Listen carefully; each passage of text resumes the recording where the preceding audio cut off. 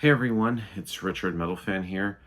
Decided to also finish off the Black Sabbath discography, and even though it's not really kind of related to Ozzy at all, but Ozzy was a part of Black Sabbath, so I decided to cover also the rest of the Sabbath albums that I have not covered. But today I'm going to be reviewing being their 11th album, um, Born Again, which was released in 1983. Now, let's go back to 1982 or so. So it was around the time when they had the second era of Black Sabbath, the Dio era, being Ronnie James Dio taking over lead vocals, and then eventually they got Vinny Appice on drums. But it was around after that time they both left the band because I know Dio did the solo career. Apparently there was like a falling out because they were doing the live album and they were trying to like fuck with the mix or something. I can't really remember the whole story of that. So there was honestly a bit of a falling out or a misunderstanding. But then, of course, Bill Ward had rejoined the band on this album, and it was great to hear him play drums again. And taking over Ronnie James Dio's vocals, they got Ian Gillan, who played with Deep Purple, and this was a really good. That was going to be interesting because I was. People always heard of Ozzy era Black Sabbath, which is, of course, a lot of people say the best, which I consider it. But I also love the Dio era. Now, the Gillian era, I think, is an interesting time for the band. And musically, this album is kind of different. When I first heard this album, it's to say it would be bad, it would be an understatement. But for me, I just feel like it kind of falls flat on its face. But most thing to note is the production. The production here, it just sounds like too echoey. It's very weird sounding. I can't really describe it.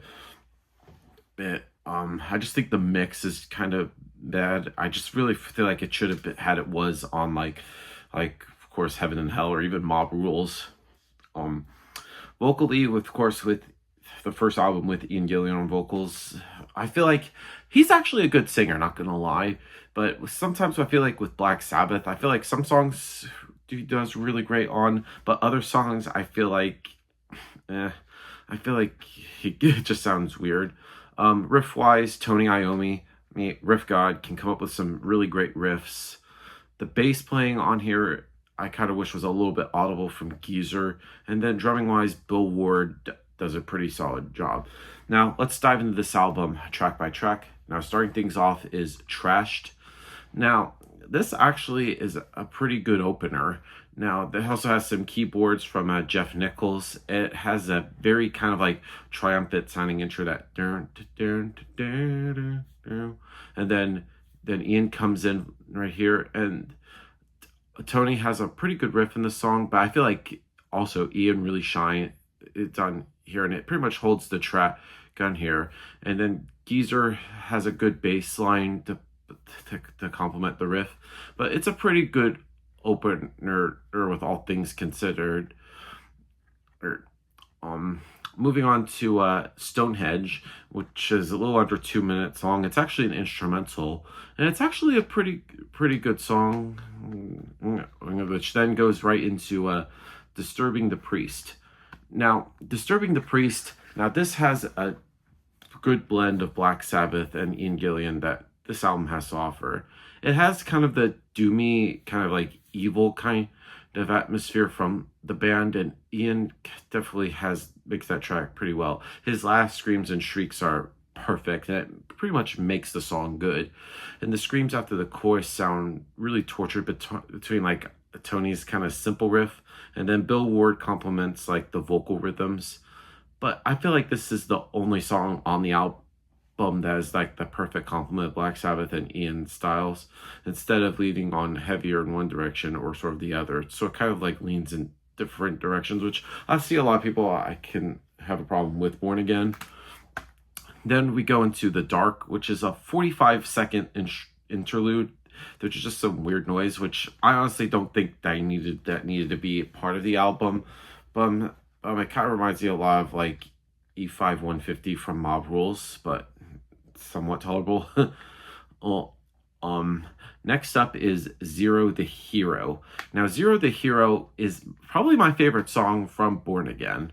It has everything that's good about Black Sabbath. It has dark, gloomy, and evil riffs, and a solo that it's easy to get around, all twisting musically from a disturbing atmosphere. And this track does have a lot of atmosphere, from the buzzing of the guitars to the bass in the mix. Then we get to Digital Bitch. Now, this is pretty much where the album kind of dips a bit. The vocal lines here are pretty weak, and the guitars on here aren't as strong. And the chorus, I feel like, isn't really memorable, and hearing Ian sing the lyrics as well as the song title is just hard to take seriously, especially from Black Sabbath. We're talking the band that started heavy metal. And the song just, I don't know, it's just hard. But then that we go into the title track, I feel like the title track, Born Again, it just falls short of also being very memorable. It has a doom atmosphere, but I just feel like it doesn't really go anywhere. I feel like it has potential, but it just falls flat on its face. It's a power ballad, which, I don't know, this song just sounds really just boring, like born again, you'll be born again. And it just doesn't really fit Black Sabbath at all. Hotline. Now, I feel like this sounds like an underdeveloped like B-side for me, but it's not horrible by any means, but I just don't feel like it's not Black Sabbath. But the riffs here is nothing special, and neither like Bill or Geezer have anything to add to it. But Ian stands out the most with the catchy chorus as he trying to sell the track with his screams, but I feel like it just goes absolutely nowhere for like 5 minutes. And then we close things out with Keep It Warm, which I just think is that song is just shit. By this point, you just want to like turn off the CD. But Keep It Warm is just terrible. Like the riffs are. And the rhythm section on here, I feel like they're just kind of like phoning it in, and it tries to be like a bluesy kind of like track, but this song is just dead over here. Now, overall, Born Again by Black Sabbath, pretty much the weakest album, or probably if not the worst album that they've done. So if I were to give this album a score, I'm gonna give Born Again by Black Sabbath a 5 out of 10. And so that's my review of it, guys. Let me know in the comments what you guys think about it, and I'll see you all in the next video. And as always, keep it metal.